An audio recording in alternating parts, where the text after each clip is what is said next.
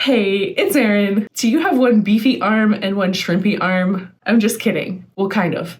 Today's video is about muscular imbalances. Now, many of us, myself included, have come across this issue, and it's typically because we have one dominant side and one non-dominant side. So for example, if you're right-handed, typically things are much easier on your right side. So you may end up being stronger on that side, more proficient on that side. And over time, this can lead to muscular imbalances. Now, if you don't compete, you might think, what's the big deal with having two slightly different muscles, right versus left, for example? Even if you don't compete, you want to have balance between left and right. And the reason for this is injury prevention for the most part, but also it's going to help get you stronger in all of your major lifts. So if you have a right side that is way more dominant than the left side, if you're going to do shoulder press or bench press or lat pull downs, your left side or your weaker side is going to really hinder your progress. And over time, those little imbalances can get worse. So whether you compete or not, it's really important that we do take the time to even out any asymmetries, because it's going to lead you to better health overall over time, and it's going to help make you stronger. So let's jump into how to fix muscular imbalances. And I promise it's a pretty easy process.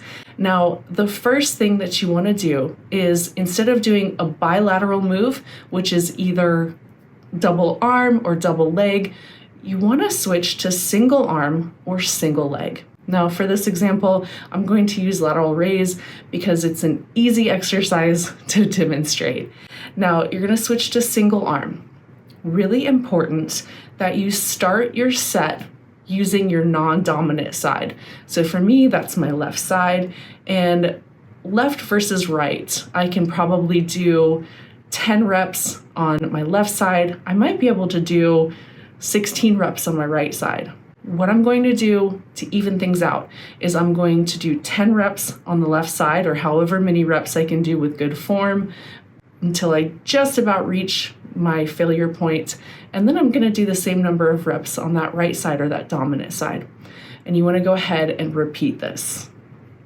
Now, it's really important that you make sure you're doing the exercise the same on both sides.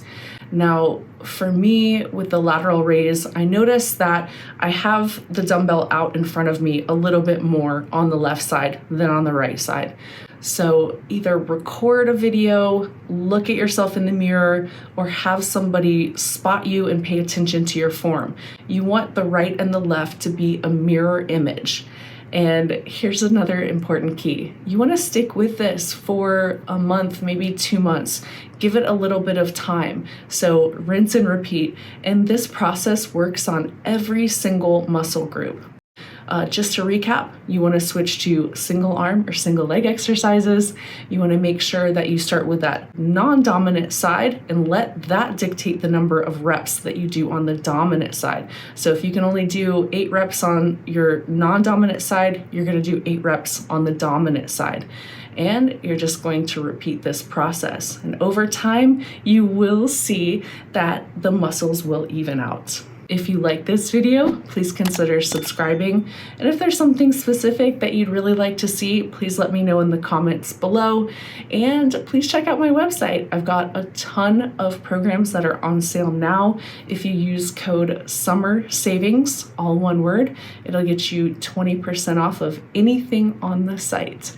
That's it for this time. Until next time, train hard and train smart, y'all.